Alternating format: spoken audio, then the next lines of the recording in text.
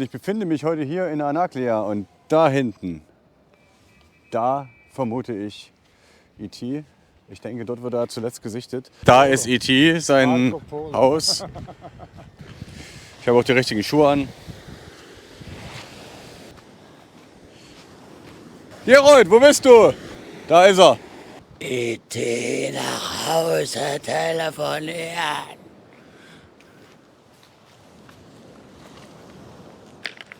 Oh oh. Yeah! Gucken wir mal, ob jemand zu Hause ist. Sieht erstmal ziemlich verlassen aus.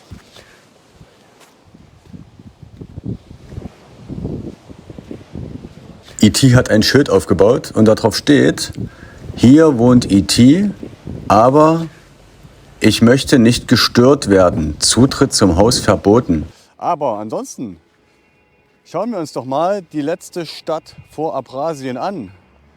Heute ist ein besonderer Tag hier. Und zwar geht es am 21. und am 22. Mai hier immer darum, den Toten des Genozids zu gedenken. Wir werden heute dieses Denkmal besichtigen und ein paar andere Städte, weil wenn ich schon mal in Anaklia bin, will ich euch auch so viel wie möglich zeigen. Und zum Beispiel da hinten, da ist der Wasserpark. Das ist eigentlich der Ort, für den die meisten Anaklia kennen. Und ich habe den Gerold mitgebracht, das heißt, Gerold hat mich mitgebracht und er wartet schon da hinten auf mich. Und hier habt ihr einfach erstmal einen ersten Eindruck von Anaklia, von unter anderem auch einer der längsten oder glaube ich sogar die längste Fußgängerbrücke Europas. Wenn man denn Georgien zu Europa zählt. Ordnet das geografisch ein, wie ihr das wollt. Ich schaue mir jetzt einfach mal den Rest an. Anaklia.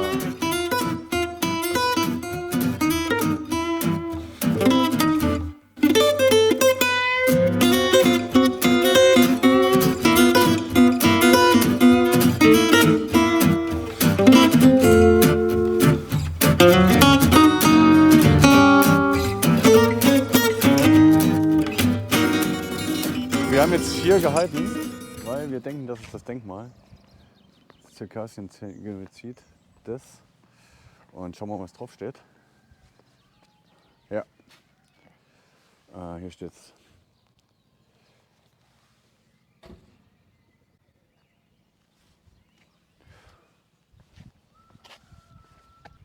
Und hier sollten eigentlich heute Rosen hingeworfen werden.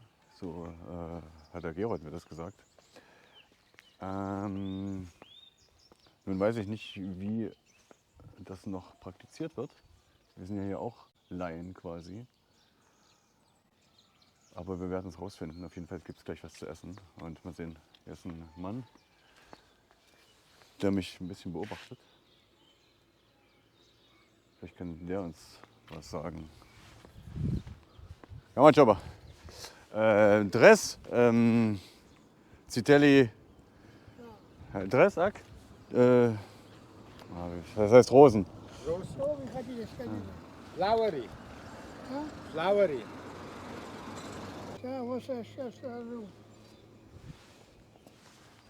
Турция.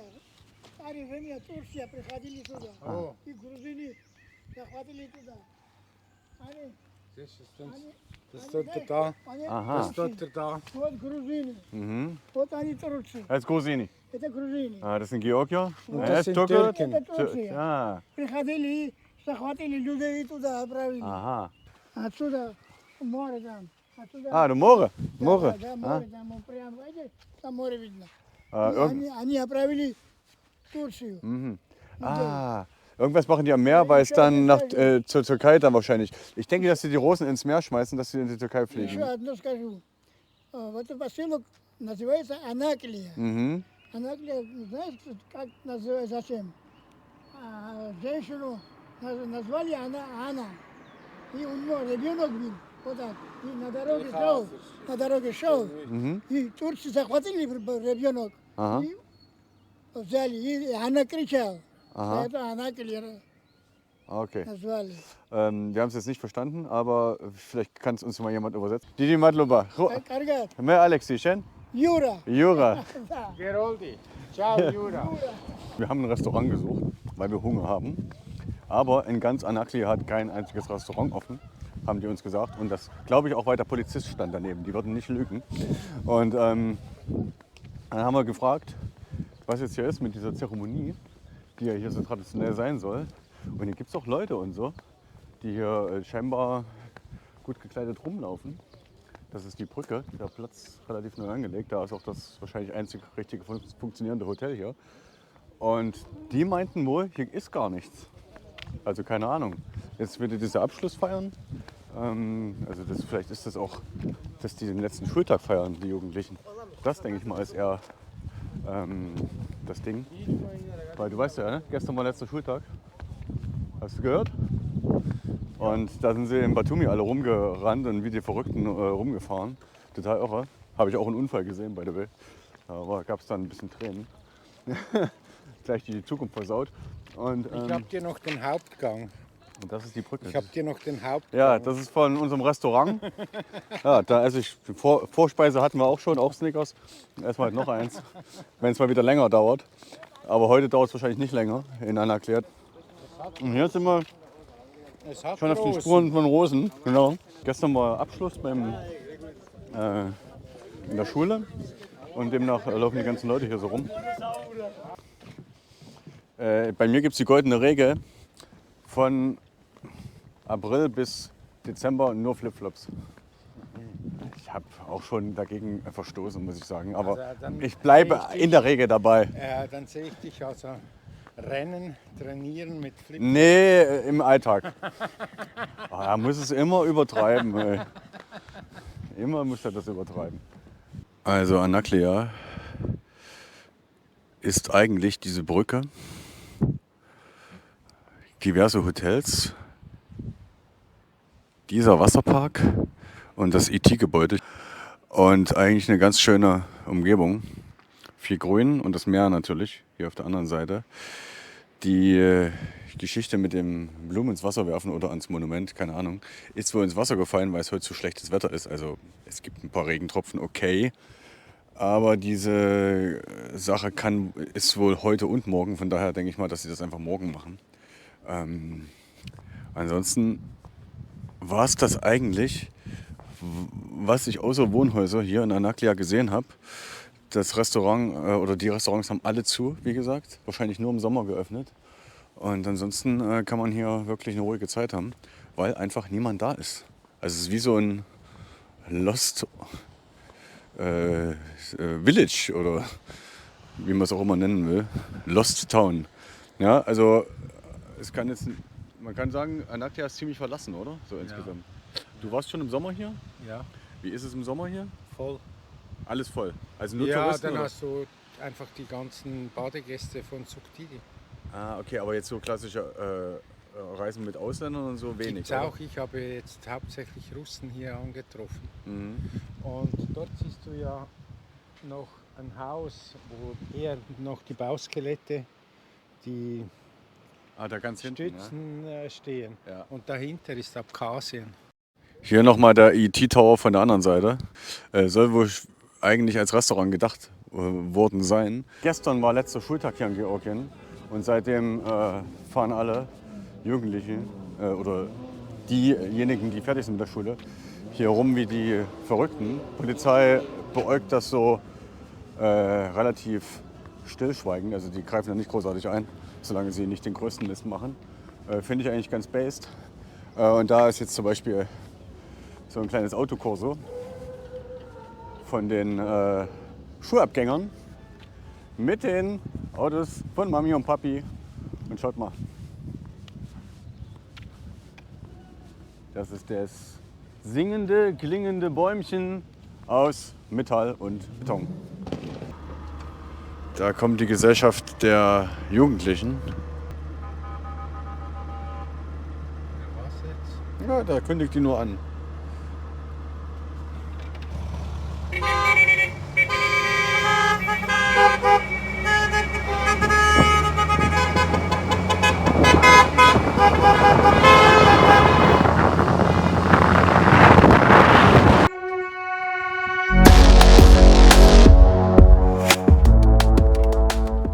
befinde mich jetzt in der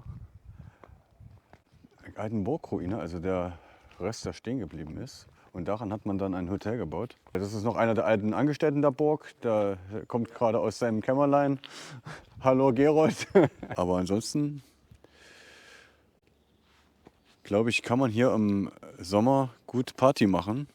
Ich gehe mal hoch, als wäre ich ein Bandmitglied. Und auch hier sieht man E.T.'s Zuhause. Das ist auch ein Hotel, was noch aktiv ist hier. Ja. Eines der wenigen, würde ich sagen. Und man wird natürlich begleitet von dem Hotelpersonal. Da schaut einfach, dass es uns gut geht.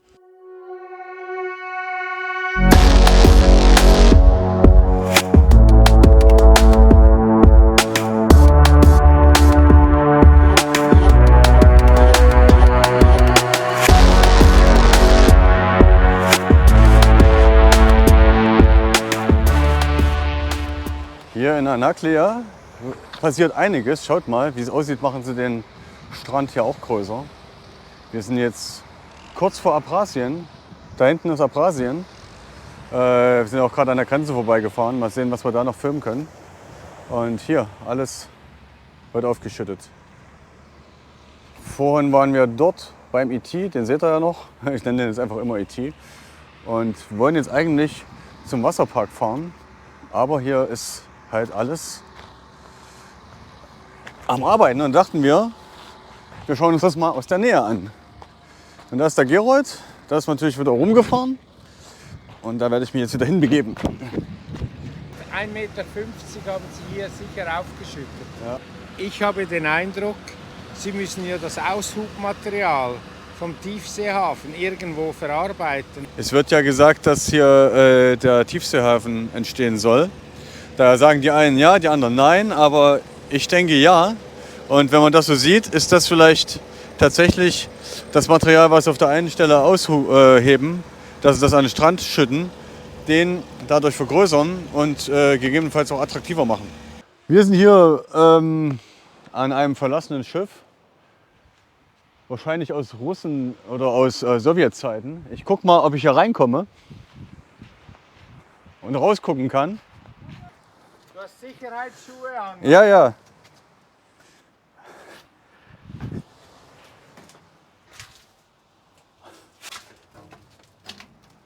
Guck. Ja.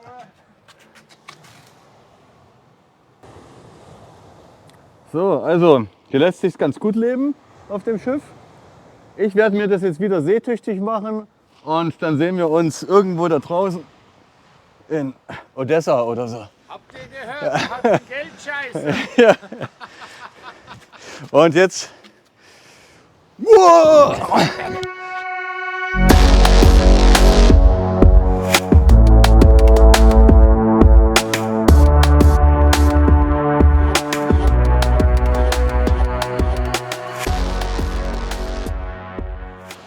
Und da ist der Wasserpark.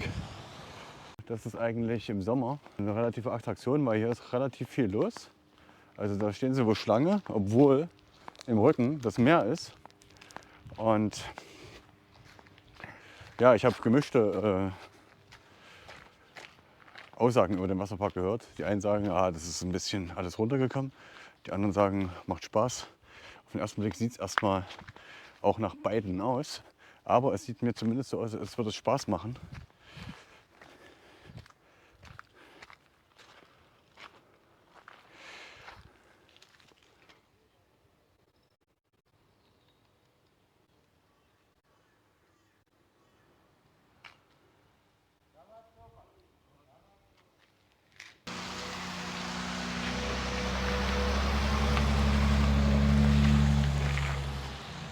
Hinter mir ist quasi der Grenzübergang. Da geht es nach Abchasien. Da können wir nicht weiter, da wo die Leute stehen. Weil das gilt dann quasi als illegaler Grenzübertritt, wenn man wieder zurück will oder so. Muss man ein bisschen aufpassen, muss man genau planen. Da gibt es schon Möglichkeiten, aber heute werden wir das nicht hinkriegen. Vielleicht mache ich irgendwann mal ein Abchasien-Video, aber schauen wir mal. Da geht es zumindest hin. Wir fahren heute jetzt zum Hafen Und dann wieder zurück nach Hause. Wie immer in Georgien haben wir ein paar Kühe und auch Pferde. Und schaut mal, hier sind auch ein paar Fohlen dabei. Ja, geht zur Mutti.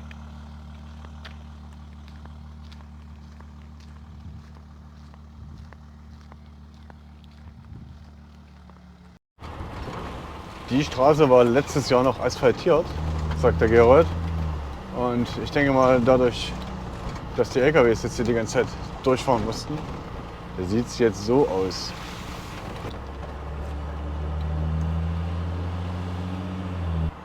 Das ist so traditionell, das ist richtig georgisch. Also das Große ist immer das Gästehaus für Gästehaus. offizielle Anlässe. Aha. Das hat vielleicht auch ein Schlafzimmer, wenn Sie zu wenig haben. Und in der Küche ist die Küche, Wohnzimmer, Esszimmer und sicher 1 oder 2 Betten. Okay. Weil da müssen Sie nur den kleinen Raum heizen im Winter. Ach so, okay.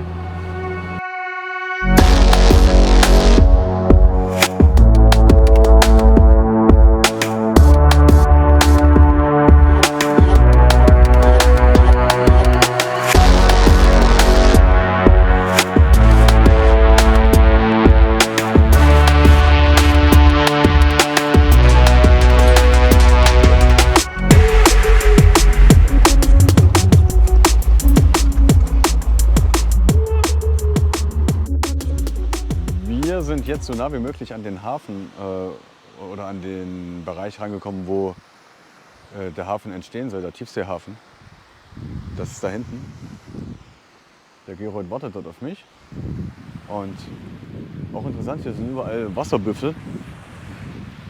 Ja, wir kommen leider nicht näher ran, weil hier überall auch abgeriegelt ist, bewacht ist und so weiter.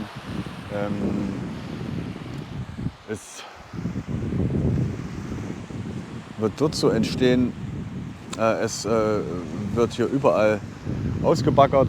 Also man hat ja auf der anderen Seite auch schon gesehen, was dazu angekarrt wurde. Also ich denke mal, dass das ist, was ausgebaggert wird, dann den Strand erweitert. Teilweise, was sagt der Gerold, sind belgische Unternehmen beschäftigt, um die Baggerarbeiten zu erledigen. Nagel mich nicht drauf fest, ich bin da jetzt echt nicht so tief drin in der Thematik. Aber ich wollte euch das einfach mal zeigen. Also hier sind wir quasi lang gefahren. Mit einem normalen Auto kommt man hier ein bisschen beschwerlich ran. Ich will nicht sagen, dass es unmöglich ist, aber wesentlich beschwerlicher als mit diesem Auto. Und da hinten, da ist der nächste ET-Tower. Das ist dann quasi die Außenstelle von ET. Hat er wahrscheinlich sein Ferienhaus. Gucken wir gleich auch noch hin. Gerold kommt überall durch. Das war's dann aber auch, Gerold.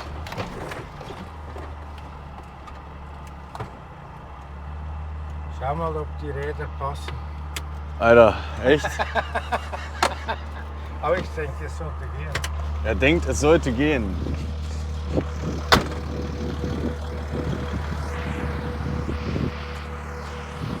Eigentlich schon. Hilfe! Hilfe!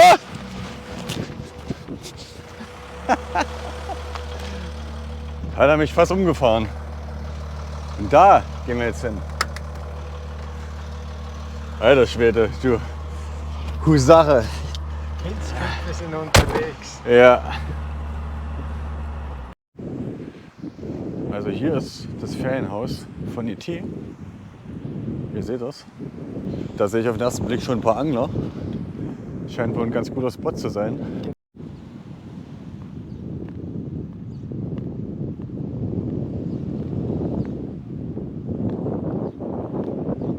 Ja, mal Jobat. Bevri tepsite press. Also heute gibt es nicht viel Fisch.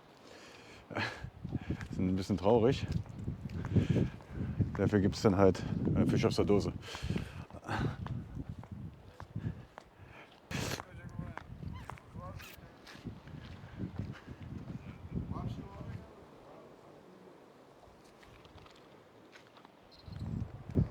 weiß ehrlich gesagt nicht, was das für ein Gebäude ist. Ich sehe jetzt auch nicht irgendwie einen Eingang oder so. Also man kann hier, glaube ich, gar nichts mit anfangen. Es ist einfach nur so ein Ding. Ein Ding. Ja, vielleicht finde ich es irgendwie noch raus. Ansonsten schreibt es mal in die Kommentare, was ihr denkt, was sich hier dahinter verbirgt und ob das der Bewohner ist oder ob es tatsächlich das Ferienhaus von E.T. sein könnte.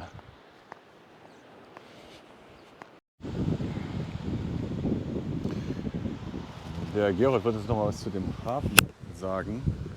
Da ist nämlich da hinten noch mal zu sehen von hier. Also, wo du die zwei Masten siehst und die Erdaufschüttungen. Ja, Und ist ja relativ weit weg, aber ja. egal. Ein chinesisches Unternehmen mit einem Singapur-Unternehmen hat den Bauauftrag bekommen. Es gibt eine Unternehmung, 51% gehört Georgien, 49% diesem Konsortium. Ein belgisches Unternehmen macht den Baggeraushub. Das sollte bis nächstes Jahr fertig sein. Das Budget ist etwa um 50 Millionen gekürzt worden. Der Vertrag für das Ganze ist noch gar nicht unterzeichnet. Es gibt da gewisse Abstimmungsschwierigkeiten, weil das chinesische Unternehmen einem Militärkonglomerat sehr nahe steht. Und da hat der Amerikaner nicht sehr viel Freude. Nein, die Geschichte hat ja 1960 begonnen, wo sie diesen Kanal, weil es ist ein Tiefseehafen, wo schon die Voraussetzungen gegeben sind. Und seit 1960 gibt es Projekte darüber. Und jetzt haben die Chinesen die Finger dran. Und ich denke, auch wenn sie Rückschläge haben, Probleme haben, sie sind geduldig, langfristig und sie werden die Probleme aus dem Weg schaffen. Und der Hafen wird kommen, weil das ist für sie wirklich die Scharnierstelle.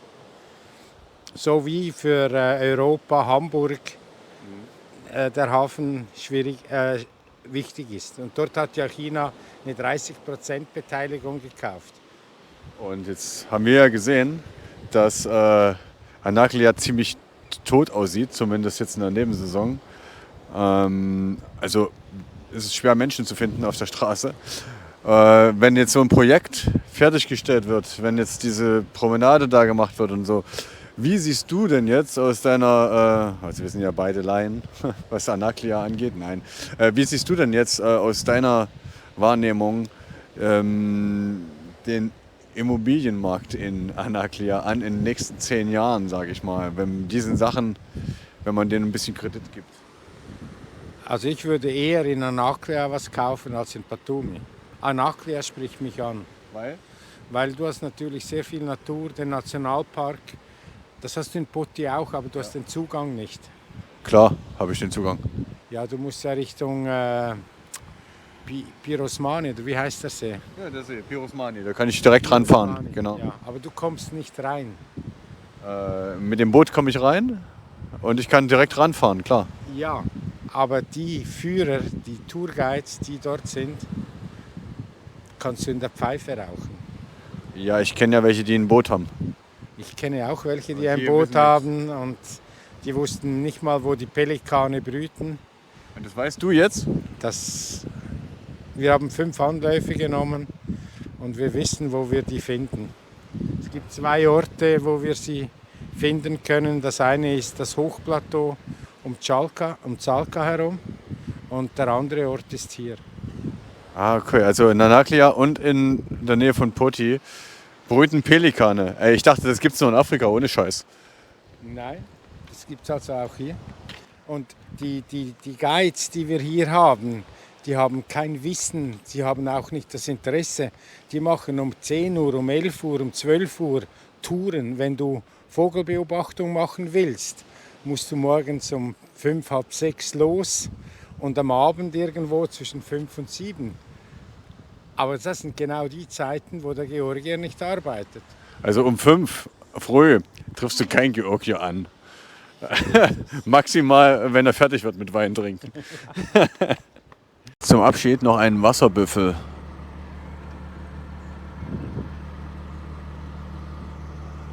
Ganz nah.